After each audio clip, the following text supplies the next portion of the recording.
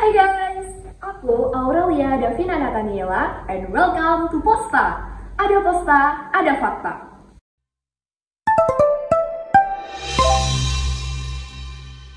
Podcast Specta. Setelah sekian lama sejak Posta pertama kali menyapa kalian, akhirnya kita kembali lagi nih dengan cerita inspirasi lainnya. Penasaran gak sih sama bintang tamu kita kali ini? Yang pastinya udah familiar banget buat kalian. Kalau gitu, yuk langsung aja kita sapa. Halo Kak Arsya. Halo. Gimana nih kabarnya hari ini? Alhamdulillah baik banget dong. Alhamdulillah. Aurel ya namanya? Iya Kak.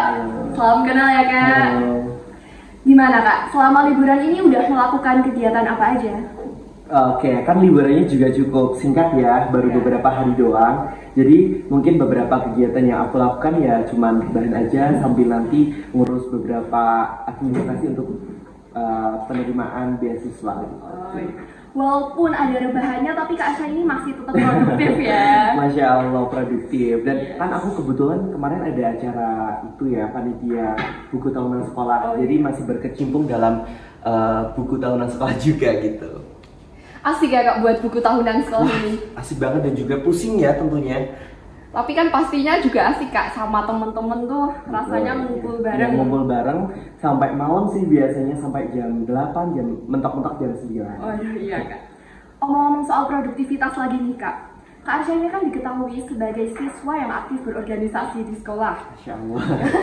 Mengikuti OSIS dan paduan suara. Namun ternyata Kak Arsya ini selain aktif di sekolah juga aktif berorganisasi di luar sekolah ya? Betul, aku ikut beberapa organisasi di luar itu. Yang pertama ada forum OSIS Kabupaten Magelang, kemudian aku mengikuti forum anak Kabupaten Magelang dan juga di tingkat Jawa Tengahnya aku mengikuti forum OSIS Jawa Tengah. Oh keren banget Kak Arsya, ternyata organisasi yang Kak Arsya ikut ini banyak banget ya? Banyak, cukup banyak karena kalau misalnya kita tidak bisa mencari organisasi ketika masa muda, relasi pertemanan kita akan berkurang gitu loh Dek. Iya sih Kak, betul banget. Tapi aku jadi penasaran deh Kak, sebenarnya konsep organisasi menurut Kak Arsya itu apa sih?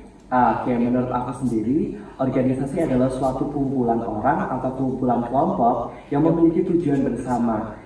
Misalnya nih di SMA kan ada organisasi OSIS atau organisasi siswa intersekolah. Kemudian di tingkat yang atas atau di dunia perkuliahan ada BEM, yaitu Badan Eksekutif Mahasiswa. Di mana di sisi lain untuk mencapai sebuah tujuan, organisasi juga memiliki dampak buat diri kita nih, yakni adalah untuk melatih kemampuan soft skill dan juga hard skill. Oke, aku setuju banget nih sama pendapat Kak Arsya. Karena hard skill dan soft skill ini emang dibutuhkan ya Kak di dunia kerja. Kemudian Kak, apa sih hal yang ingin dicapai Kak Arsya sampai rela mengikuti organisasi banyak seperti itu? Oke, cukup banyak ya mungkin jadi pertanyaan, kenapa sih Arsya kok ngikutin sampai Jawa Tengah? Kenapa sih Arsya sampai Kabupaten Magelang itu buat apa gitu kan? Menurut aku karena aku tuh orang yang nggak mau diem aja. Jadi kayak misalnya disuruh diem itu nggak bisa deh. Jadi aku harus cari organisasi atau cari kegiatan yang istilahnya mampu membawa aku itu menjadikan menambah relasi gitu. Salah satunya itu mengikuti forum OSIS Kabupaten Magelang, forum anak juga forum OSIS Jawa Tengah. Nah di sisi lain aku mendapatkan relasi, aku mendapatkan ilmu yang banyak. Aku itu dulu adalah kertas kosong deh. Oh iya? Ya, aku itu ibaratkan kertas kosong. Nah, kemudian diisi dari teman-teman, dicoret-coret yang bagus ya maksudnya. Dicoret-coret terisi dan menjadi sebuah gambar yang indah gitu loh deh. Yang aku inginkan dari tujuan organisasi ini ya itu mendapatkan relasi, kemudian juga bisa bertukar pikiran antar orang lain gitu, kita jadi tahu nih pendapat dari si A dan juga si B dijadikan satu dalam sebuah organisasi seperti itu. Salut banget sama progres yang Kak Arsya alami ini. Tapi kan Kak, dalam mengikuti berbagai organisasi ini pasti lelah ya secara fisik dan mental. Ditambah Kak Arsya ini masih harus mengikuti pembelajaran di sekolah. Guru-guru kan suka ngasih tugas banyak ya Kak. Tapi yang lebih salutnya lagi, Kak Arsya ini masih bisa berprestasi di bidang akademik.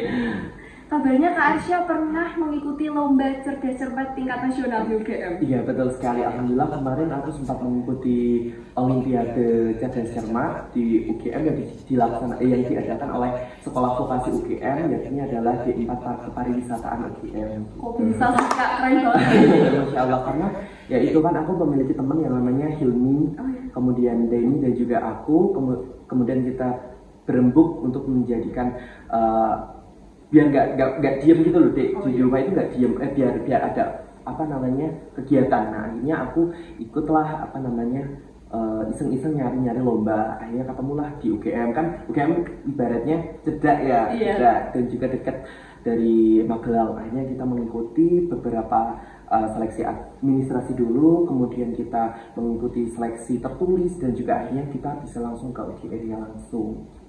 Aku ini juga lihat loh sosial media Kak Arsya ketika mengikuti lomba itu.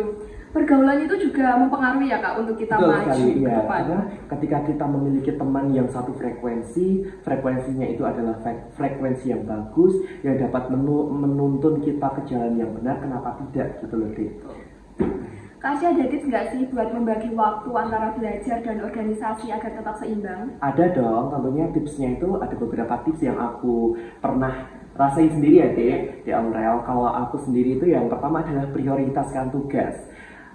Prioritaskan di sini menurut aku adalah tugas yang sesuai deadline atau mendekati deadline. Kita memiliki organisasi, kita memiliki tugas. Kita harus tahu mana yang lebih diprioritaskan, mana yang harus didahulukan gitu loh dek.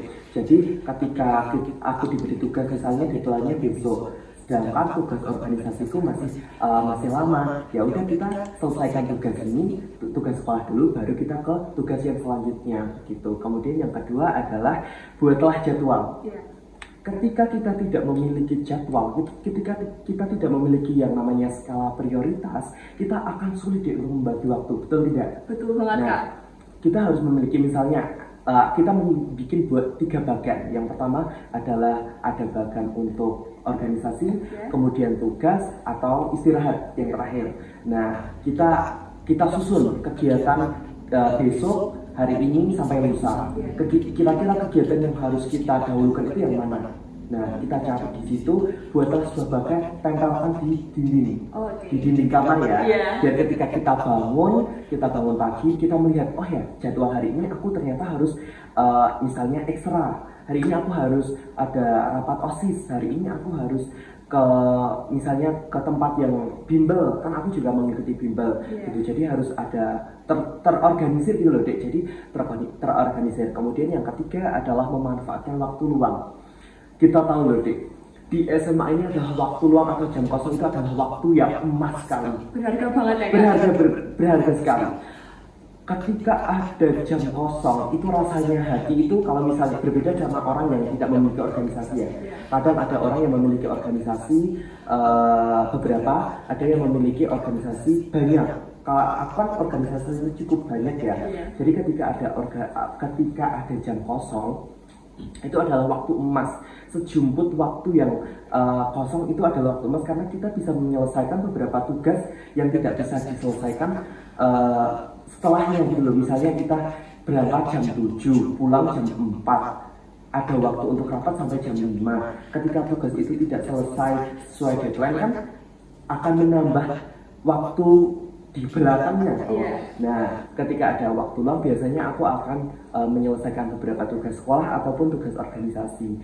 Kemudian yang keempat adalah delegasikan tugas itu ke anggota. Jadi delegasi yang dimaksud adalah kita bisa membagi waktu itu ke timnya kita. Kita memiliki beberapa anggota, kita memiliki beberapa tim dalam sebuah kepanitiaan.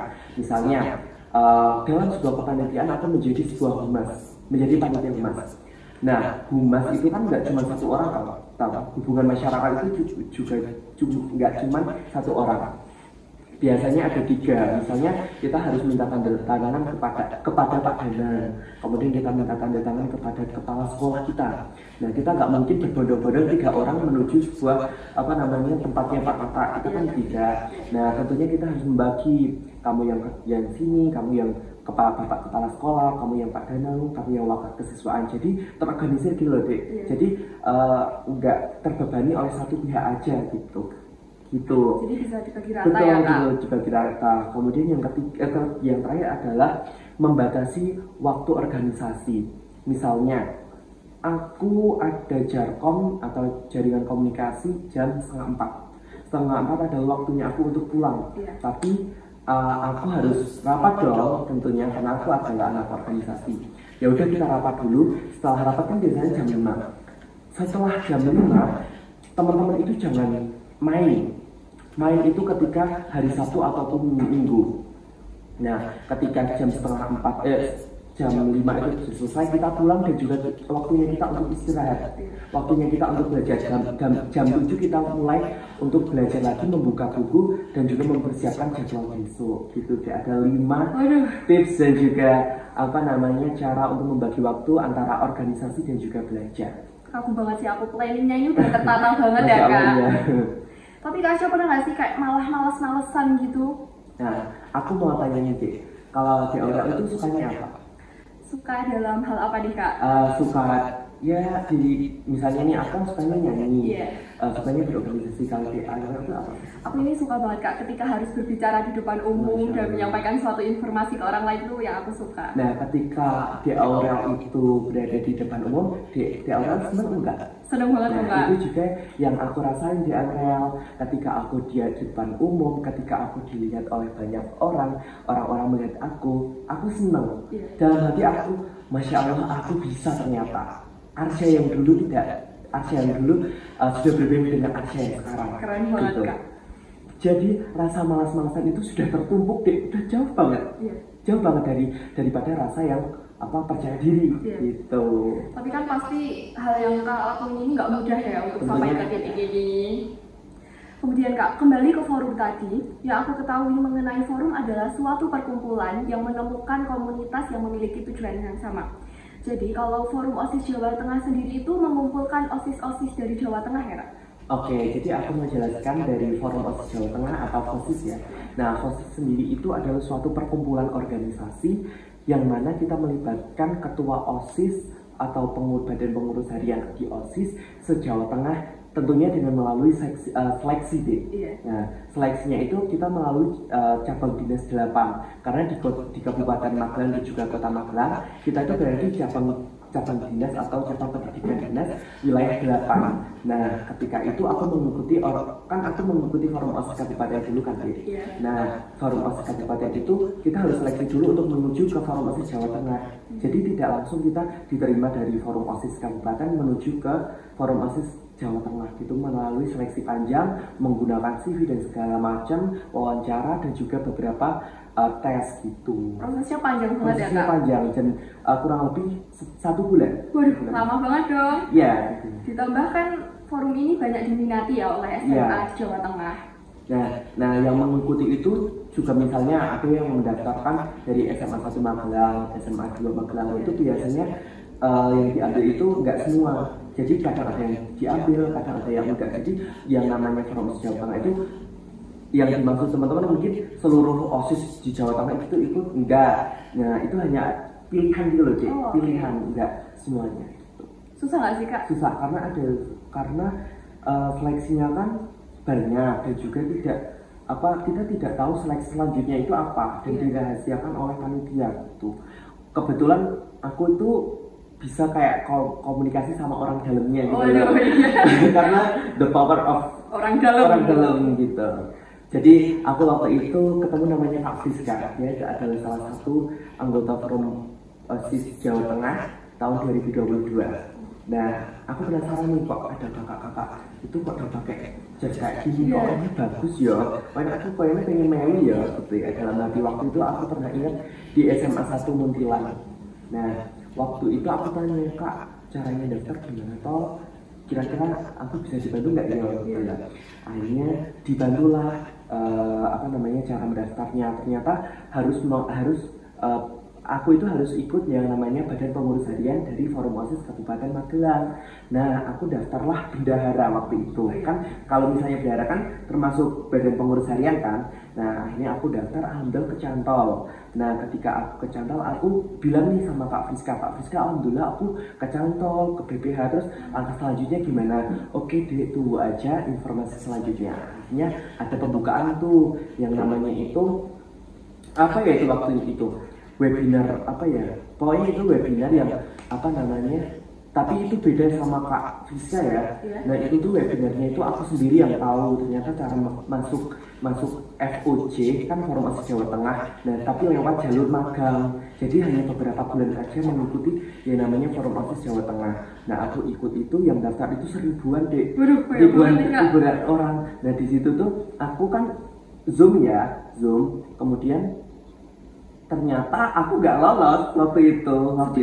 Ya sedih banget, aku nggak lolos ketika aku buka apa namanya pengumumannya, aku nggak lolos. Nah aku bilang nih ke Kak Friska, oh ternyata lewat jalur itu tuh cuma 3 bulan. Aku nggak tahu loh, ternyata magang itu cuma 3 bulan. Ikut akhirnya aku manut sama Kak Friska, dituntun dan dibilangin sama pihak yang panitia penyelenggara, akhirnya aku bisa masuk. Tapi ya tetap ikut seleksi, enggak ya misalnya aku lewat orang dalam, enggak apa namanya, enggak ikut seleksi, tetap seleksi gitu. Karena bibit-bibit dari teman-teman Forum OSIS Jawa Tengah itu luar biasa sekali. Ada sekitar 120 orang yang ikut gitu. Dan kemarin baru saja aku itu ke Surakarta, menemui beberapa teman-teman aku di sana karena ada pertemuan yang namanya itu apa ya, kayak pertemuan seluruh Forum OSIS Jawa Tengah. Nah kita dikumpulkan menjadi satu wadah, kita diskusi bareng, diskusi tiap cabang dinas. Jadi kan kalau di Jawa Tengah itu ada 12 atau 13 cabang dinas. Nah kita apa namanya dari pihak panitia diselenggarakan acara tersebut di Hotel Asia Solo selama 4 hari di sana. 3 hari atau 4 hari itu. Keren banget sih Kak, banyak pengalamannya. Banyak sekali punya pengalaman, karena ya itu tadi yang sudah saya sampaikan tadi, kalau misalnya kita tidak memiliki pengalaman, kita tidak memiliki relasi, kita akan sulit untuk apa namanya ya berkembang gitu. Karena di dunia di tahun 2023 ini kalau kita tidak bisa berkembang, kita tidak bisa diterima oleh masyarakat gitu. Selain Kak Arsya ini juga aku berorganisasi. Aku lihat nih Kak Arsya sering jadi pembawa acara di sekolah ya? Betul sekali. Yang mana mengharuskan Kak Arsya berdiri di depan umum untuk membawakan acara tersebut. Kak Arsya ini sudah percaya diri karena memang sejak kecil atau dilatih karena mengikuti banyak organisasi?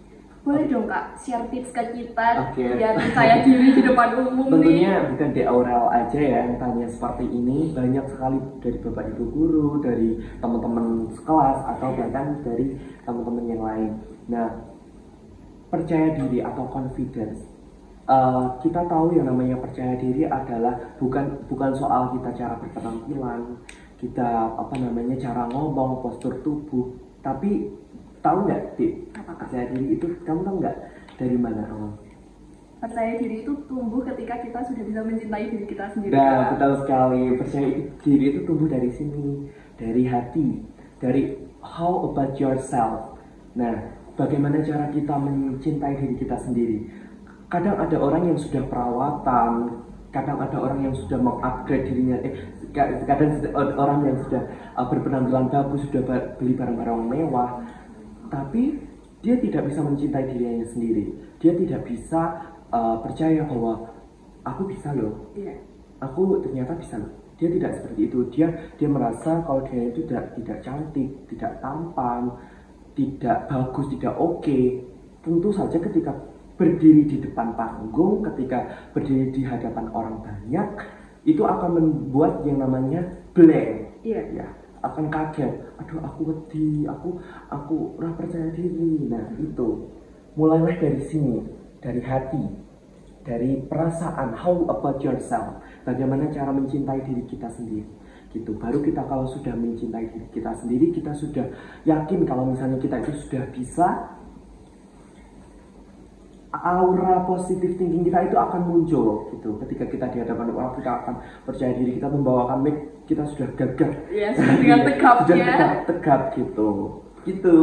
Keren banget sih Kak Arsya. Aku dengar cerita Kak Arsya ini banyak banget loh pengalaman dan hal baru yang aku tahu. Jadi bersyukur banget bisa ketemu Kak Arsya hari ini. Ya, di Aurel aku punya tips nih buat teman-teman yang pengen jago public speaking, jago berbicara di depan umum. Waduh, apa tuh Kak? Aku punya 3P atau 3P.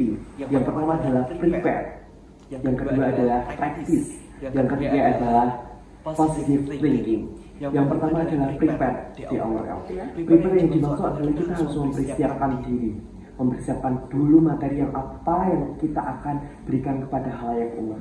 Sebelum kita di atas panggung, tentunya kita harus mempersiapkan dulu loh, Dek.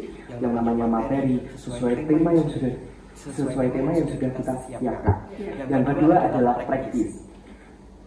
Di Aurel, kalau di Aurel itu lagi ada di masa UAS dan juga UTS atau ujian tengah semester dan juga ujian akhir semester. Latihan soal nggak sih? Pastinya dong Kak. Tentu saja seperti aku ketika aku dihadapkan oleh tugas untuk menjadi moderator, MC, ataupun ketika menjadi disuruh untuk ngomong di depan umum, tentunya ada latihan dulu deh. Tanpa kita latihan, tanpa kita praktis, kita tidak bisa menguasai panggung, kita tidak bisa menguasai audiens. Bagaimana cara membawa audiens itu menarik kepada kita harus perlu yang namanya latihan. Latihan di sini bisa latihan di depan cermin, latihan lewat suara, banyak sekali latihan. Gitu. Yang ketiga adalah positive thinking atau bayangkan sebuah keberhasilan. Seperti tadi percaya diri. Kita harus percaya diri. Kita harus tahu how about yourself. Kita harus mencintai diri kita sendiri. Sesudah itu kita harus memiliki rasa positive thinking. Jangan kita negative thinking. Ketika kita berpikiran kalau misalnya negative thinking itu di depan penonton, kita langsung nge-stuck, langsung nge-blank, betul nggak? Iya toh. Nah, kalau kita sudah positive thinking, aku pasti bisa membawa teman-teman ini menarik pada diriku. Nah, aura dari alam pun akan membantu di Aura. Aku juga sudah pernah merasakan ini. Gitu. Jadi ingat 3P, yaitu adalah prepare, practice, dan juga positive thinking. Kemudian yang terakhir adalah pre-long speech. Pre-long speech ini jadi kayak gini. Misalnya, kan banyak orang yang masih terbata-bata, misalnya aku nggak bisa gitu, masih kan ada nya kan. Dengan cara pre-long speech ini, teman-teman bisa misalnya, aku adalah motivator. Dalam hal ini, nah kita ada kayak di akhiran itu diperpanjang aja. Misalnya, aku akan membawakan materi. Nah, kayak diperpanjang aja gitu. Jadi ketika kita diperpanjang, otak kita itu akan berpikir ke depan. Oh ya, habis ini kita akan membahas ini. Habis ini kita membahas itu. Gitu. Jadi sudah siap-siap lah otaknya. Kalau misalnya aku gitu masih ada gitu kan. Pasti panik ya. Pasti panik kan. Otak kita jadi kayak struggle, sulit untuk menerima rangsangan dari audiens gitu. Ketika kita sudah menggunakan yang namanya pre-long speech, kita bisa menggunakan misalnya, aku akan menjadi moderator dalam acara. Nah, kita perpanjang aja. Ketika kita sudah perpanjang, otak kita akan berpikir ke depannya itu setelah itu apa gitu.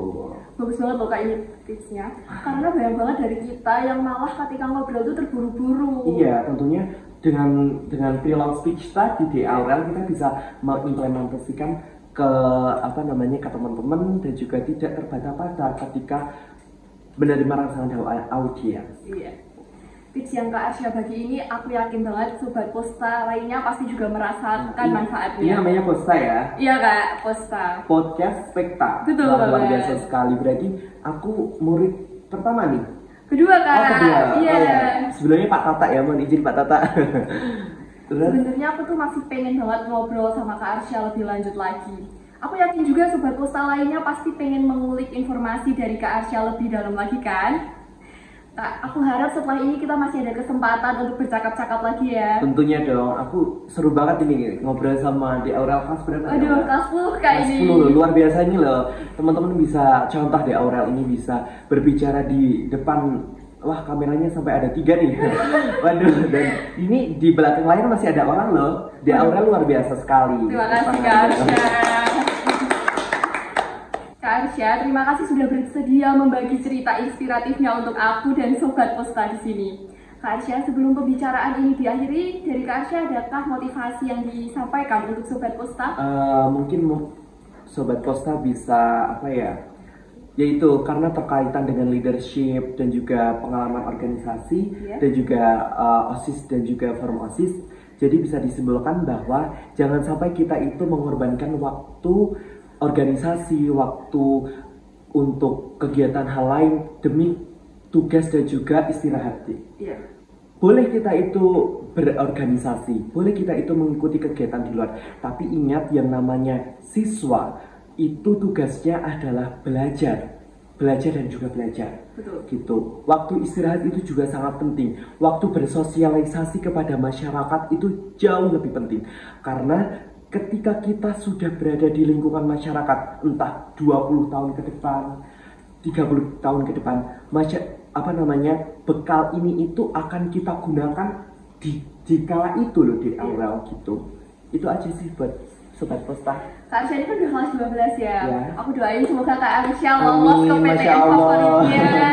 Amin. Terima kasih ya Kak Arsya sudah berbagi waktunya dengan kita semua. Thank you guys. See you in the next Posta. Bye.